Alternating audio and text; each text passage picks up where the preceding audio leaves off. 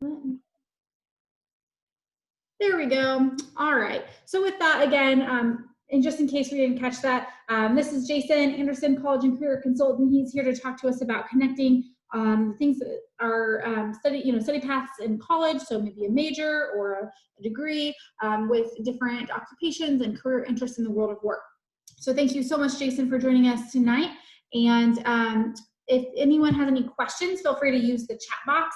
You will be muted, but if you have any questions, feel free to use the chat box. I will be monitoring that, and then I can relay those questions to Jason as well. So feel free to chat and have any questions that are that you have come up, and we will go ahead and turn it over to Jason for some great content. Thank you, Jason. Perfect. Thank you so much. And you can see my full PowerPoint screen right now. Okay, good. Yep. I've got two screens going on, and so sometimes you just don't know how it looks on the other end. But thank you all for joining me today. This is a presentation that I absolutely love giving.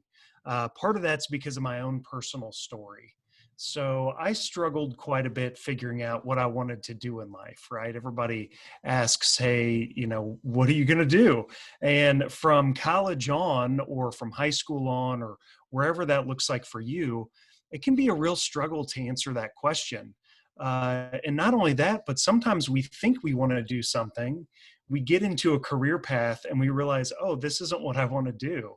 And so sometimes for a lot of us, we don't really know from a very young age exactly what we want to do. Some people are that blessed or that fortunate, but a lot of folks it's the school of hard knocks out there trying to figure it out. And so I developed this presentation when I figured out a few tips and tricks myself, because I am a college planner. So I work with many families, helping them define, especially for their children, what they want to do and what colleges they want to attend. So not only from my own personal experience, but from working with all these hundreds of families, trying to figure out the college thing, I've really come up with some best practices and tips and tricks that hopefully you won't have to have as hard of a time as I did figuring out what I wanted to do. So that's all of that information's here in this presentation. And I can tell you now, I'm in career pathways that I really enjoy, I really love, and a big piece of it is due to what I'm going to present to you tonight. So again, a very personal kind of testimonial for some of the tools you'll see because they've worked for me, and I hope they'll work for you. First off, I do want to give a disclaimer. So I work as a lecturer or a professor, I guess you might say, at the University of Kansas.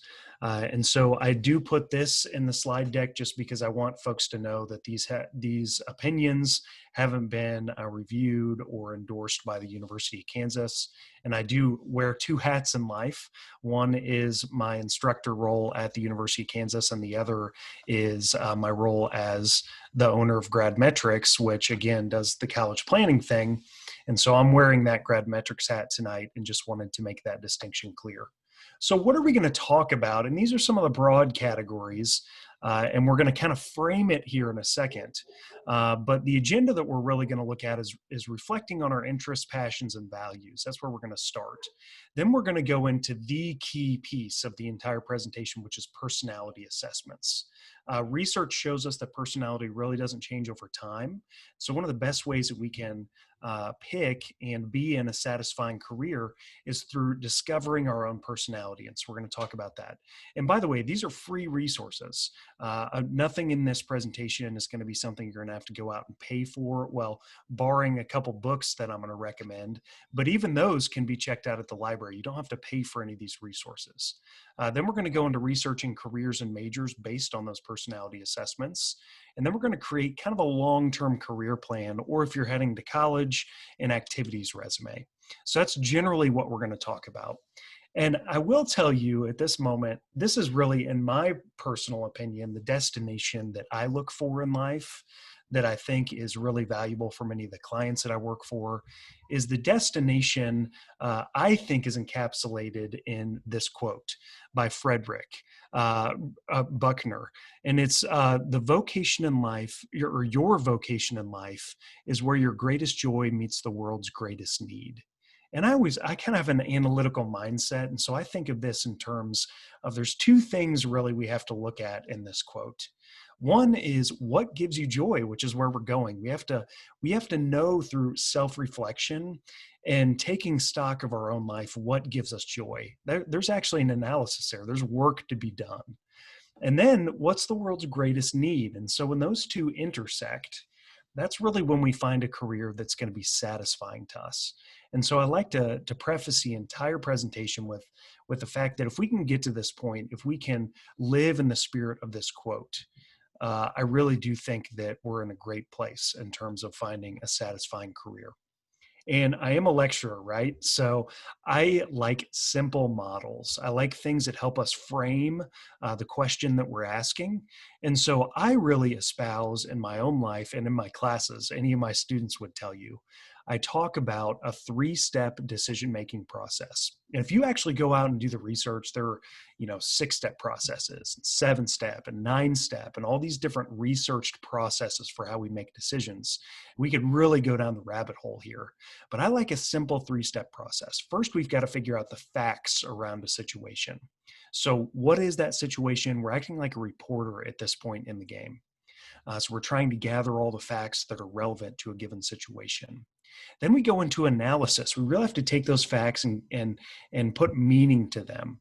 And so we have to analyze those facts and put them through models and figure out the knowledge that we have that's applicable and really analyze the situation. And that will lead to recommendations.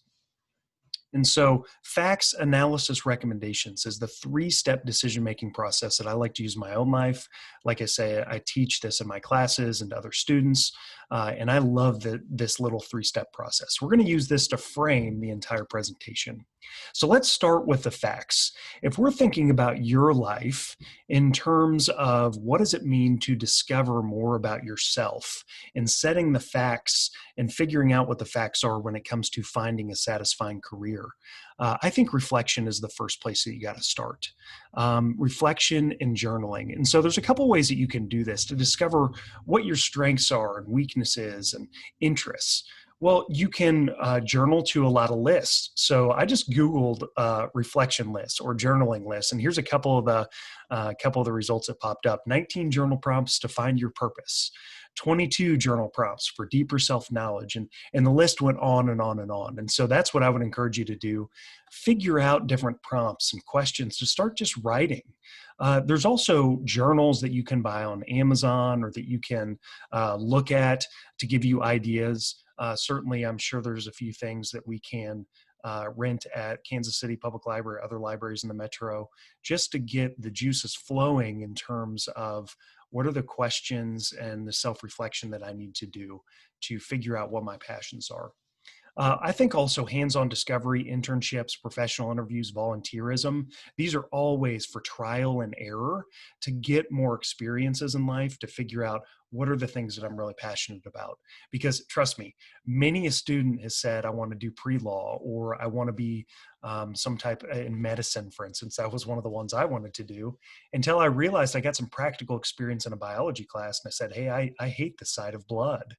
This isn't going to work for me. And so I pivoted. I did something else. There's also a key role for parents and friends at this point. So I would go back, talk to your parents, talk to your close friends, say, hey, what do you see as my strengths? What do you see are my weaknesses? What are the things that I'm especially good at? And why are you a friend with me? What makes me unique? Asking parents and friends can be a really powerful process. And then there's the final thing that I'd leave with you on this slide is developing what I would call a vocational mindset, going back to that quote that we had a couple slides ago. And what I mean by this is really start keeping track, get in the mindset of what are the joys, the wins, the losses, the mistakes in my life. Start reflecting, take a mental inventory of these things. Having radical honesty and in a judgment-free zone. If you mess something up, you have a loss in life, you're not good at something, that's okay. It's all part of a learning process. It's not about success or failure. It's about learning and how can we improve. And then I would finally say that meditation, being in the present moment, self-knowledge, especially some of the mindfulness techniques that you see out there can be really helpful at this point in the process. some of those reflection points are going to be around values, successes, failures, interests, curiosities. Two that I would say that are probably a little more academic in nature would be the first and the last one. And so the first is the basic analysis of business. If you've ever taken a business course, is looking at a company's strengths, weaknesses, opportunities, and threats. It's called a SWOT analysis. And I would encourage you to do a SWOT analysis on your own life. Literally put it in a 4-quadrant box and say, what are my strengths? Write them out. What are my weaknesses? Write them out. What are the opportunities I see out there? So maybe it's something like you're attracted to medicine and there's great opportunities in neuroscience right now, or you kind of like computers and you're realizing that cybersecurity is really great right now. So what are the opportunities out there that you might want to tap into? And then what are the threats? Maybe a threat is that you're really interested in something, but you have 4 or 5 kids at home and you have to feed them. And maybe your significant other stays at home. And so there are real implications to maybe the salary that you have to have. So that maybe weeds out some of the things that you can and can't do. The final one is the flow state. And so I would encourage you to get a book if you're really interested in this. But the basic idea behind this is take tally of all the instances where you've been doing something in life and you've lost track of time. You were so absorbed in whatever you were doing that it's like time disappeared, space disappeared, and you were totally engrossed in what you were doing. That's called the flow state. And that is a key indicator of maybe some things that you're very passionate about in your life. So I would encourage you to get a hold of that book if that's something that sounds of interest to you. Another piece you can do is tracking your skills and your character.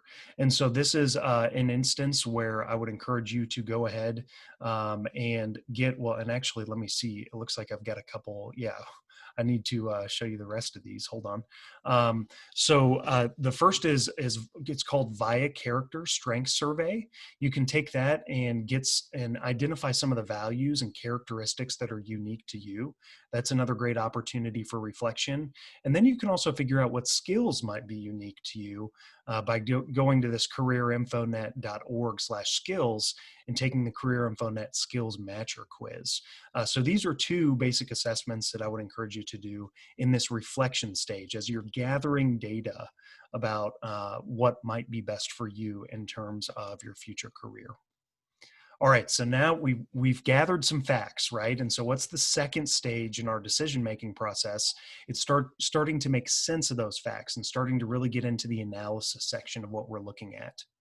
And so for this stage, I would do personality assessments. I had mentioned this early in the slide deck. I think the most important thing about this entire presentation is looking at your personality assessment.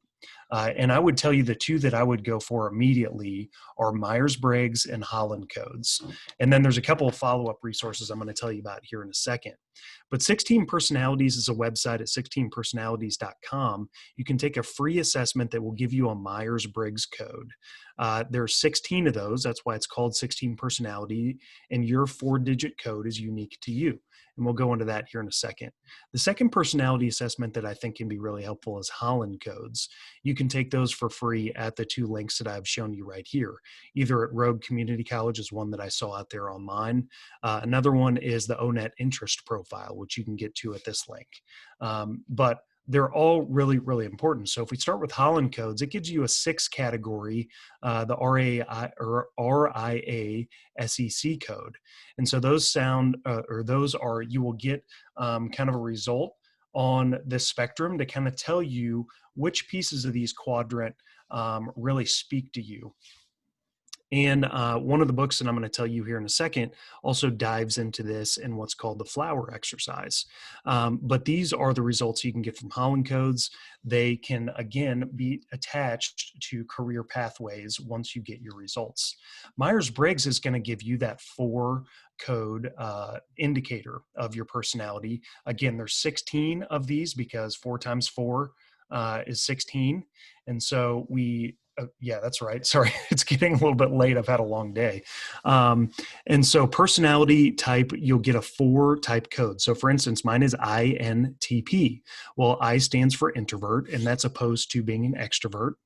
N is intuitive, which is opposed to being a sensor type. And then T, I'm a thinker, as you might imagine. My full-time day job is as a professor. So I like to think things through. That would be opposed to a feeler. And then judger and perceiver is the last one. And I told you I'm a P, I'm a perceiver. So I'm an introvert, intuitive, thinker, perceiver. Now, somebody might be the total opposite of that.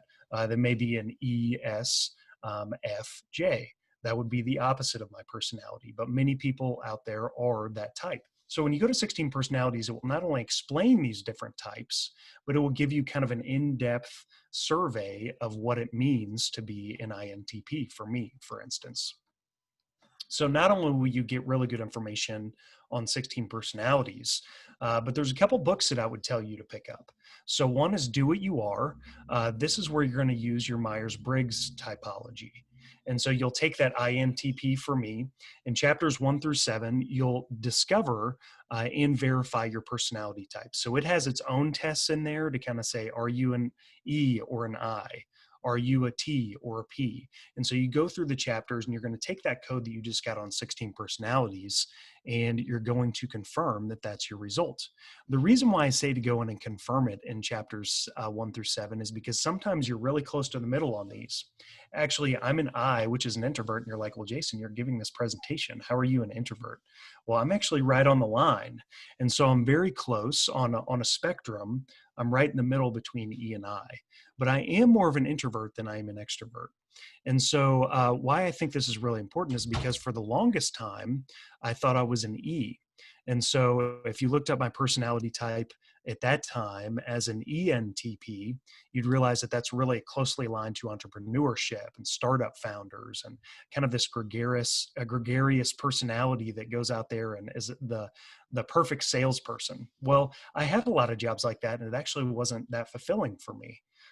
What I realized is when I confirmed my personality type, I realized I was an I, and then it's more of a different type personality type there. And when I got Do What You Are and I looked at the career trajectory that was attached to INTP, I had actually looked into many of the occupations and job types that were under INTP intrinsically without even knowing that that was my personality type. So please confirm it. There is some flexibility here to figure out what is your type in more of a qualitative way than actually going and taking an assessment. After that, chapters 8 through 23 in this book are on each personality type. So you don't have to read all those chapters. You only have to read one, the one that's attached to your personality type. And these chapters are incredibly powerful. This is where it's going to give lists of careers that are attached to your personality type. It's going to give you a lot more information about what's going to make you satisfied within a career opportunity. So really, really great information. If you already know your Myers-Briggs, just go and get this book and read your personality chapter. Really, really powerful. And then you move along to chapter 24, which is putting this all into a career plan. So that's really helpful as you get to the end to really put all that learning together. Now, what color is your parachute? I only want you to read one chapter, and it's the flower exercise, which is chapter 8. The flower exercise will take you through a 7-step process. It's going to look at your special knowledge, the people and the environments that you like to be around, the working conditions that you enjoy, the level of responsibility and salary that you want and require, where you want to be in terms of geography, special knowledge that you have, and transferable skills. It also uses Holland Codes throughout this process. And so both of these books have excellent resources in them. Flower exercise here, using your Myers-Briggs in the previous book, will give you a vast amount of information in terms of figuring out what career is a best fit for you. So that's what I would do there. Now we've moved from facts to analysis. Now we're getting to recommendations, i.e., let's start thinking about careers or majors if you're going off to college that fit all these facts and analysis that we've just talked about. So again, facts, analysis, recommendations. Now we're getting to the point where the rubber hits the road. And so where do we go to look up careers and majors that would fit our personality type? After we've done all this work in the flower exercise, after we've got our personality and looked at it and Do What You Are, well, the best resource there is to go to the Bureau of Labor Statistics Occupational Outlook Handbook. I know that's a mouthful, but it's the BLS OOH for short. and you go, it's now published online. It used to be really massive books that the library would keep. Now it's an online database, very, very intuitive. And so you're going to go there and you're going to start researching careers or categories of careers. So the top places to go when you go to this website are reviewing the median pay, the outlook. Well, it looks like I put median pay twice, sorry. Median pay and the job outlook are where you're going to want to go. You're also going to, there's a tab, which I'm going to show you here in a second, called How to Become One. This is where it's going to give you information on what type of education and experience is required to get these careers.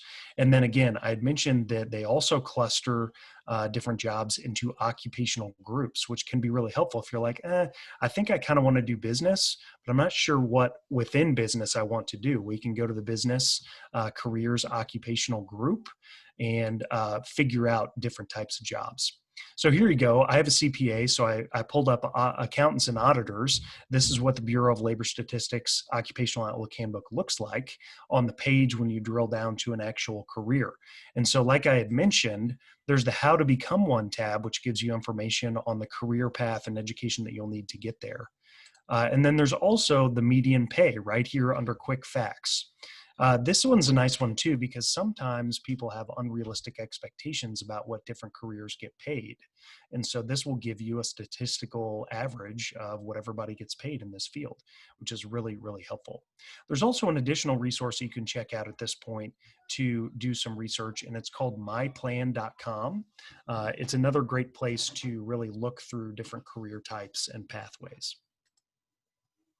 All right, finally, the last thing that you have to do on this journey is you have to create a career plan. Now, granted, I had mentioned in a previous slide that you can go through the methodology that is contained within Do What You Are. Do What You Are does have in Chapter 24 an entire step-by-step process to put together a career plan. But there are other opportunities to do this outside of the format that they've put in that book. But remember that that is a resource for you, especially if you go and check that one out. So the first is researching your educational requirements, right? I'm a college consultant, and so I do have to work with many families that need education to get where they're going. For instance, I'm a CPA, I had mentioned that. I also have my MBA, and there are certain requirements, educational requirements I had to hit in order to become a CPA.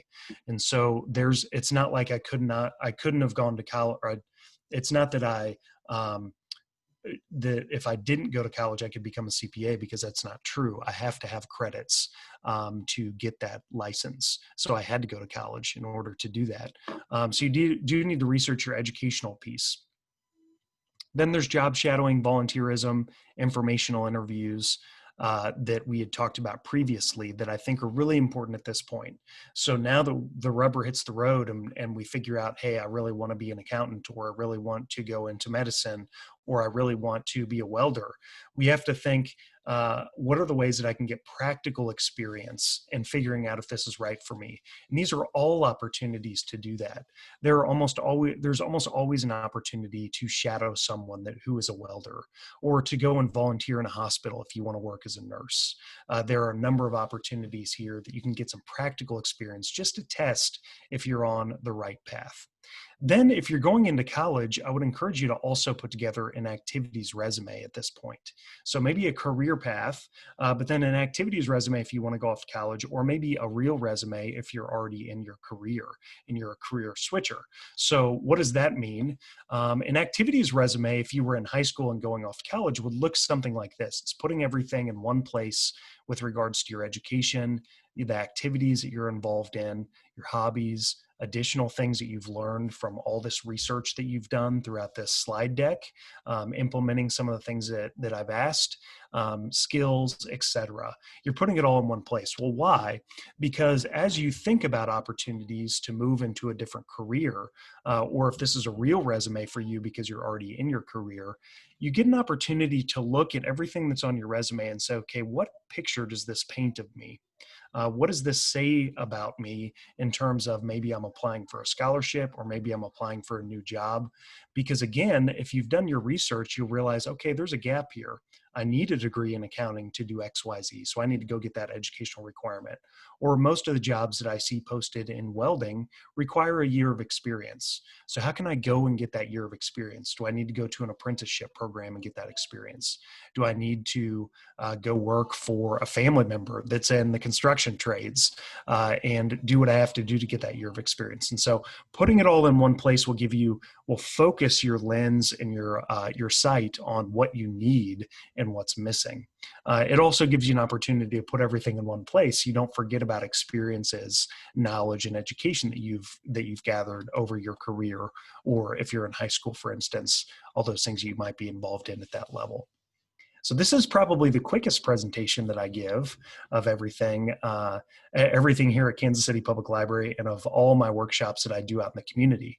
I like that it's quick because many folks that want this type of information are really hungry for it, but they're probably busy professionals or have other things on their plate. So I want to give you, again, those best practices pieces that I would tell someone that I was working with at GradMetrics, or just a friend or someone that I could help through this process. These are the best things that I know of to help you figure out a career that's satisfying. And again, they're proven by me because I've done much of this stuff, and that's how I ended up in the career paths that I'm in now, and I'm quite satisfied. So that's what I have for today. I want you to know you can always reach out to me. This is my business cell phone number. You can call or text it. You can email me at this email address. I'm happy to field questions or to guide you through more resources. You can also get the copy of this slide deck in PDF form off my website. And so if you go to gradmetrics.com/workshops, you'll have an opportunity to download the PDF for this workshop, or even look at some of my other workshops that I've done throughout the community. But it's been a pleasure to be with you here today, and I will turn it back over to our host. Thank you so much, Jason. That was a lot of fantastic, those are fantastic resources that are definitely very helpful as folks are exploring different career options and how to connect interests and values and skills and kind of start a trajectory, whether that's a first-time trajectory or a shift in careers. I will share that if anyone ever wants to chat about any of those resources or their results or talk through any of them, that is something that I am trained to do at the library. So I can do one-on-one consultations with individuals on these topics. So I'll go ahead and share my screen with just a last little bit of information here related to how you can get in touch with me. And so I'm gonna pause this actually for a second and get us through to the right little piece here. Here we go. And then here we go. All right, so from this current slide, oh, and it didn't want to take it. So we're just gonna slip through here. Here we go. All right, so I'm the Career Resources and Financial Literacy Specialist at the Kansas City Library. And so you can, right now, virtual appointments are available. I'm happy to walk through or talk through any of these pieces with you as well, and can certainly help with kind of pulling them all together. How do you synthesize these different pieces? At this point, if there are any questions, feel free to put those in the chat, and we'll make sure to get those answered here before our time is up. But if I don't see anything come through, we'll go ahead and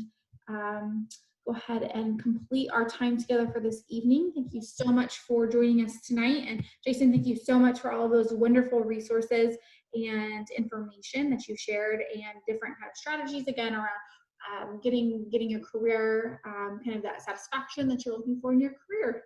So with that, I'm going to go ahead and end our time together. Thank you so much. And these will also be recorded and posted on the library website as well. Hope you all have a great evening, and thank you so much. Thank you all.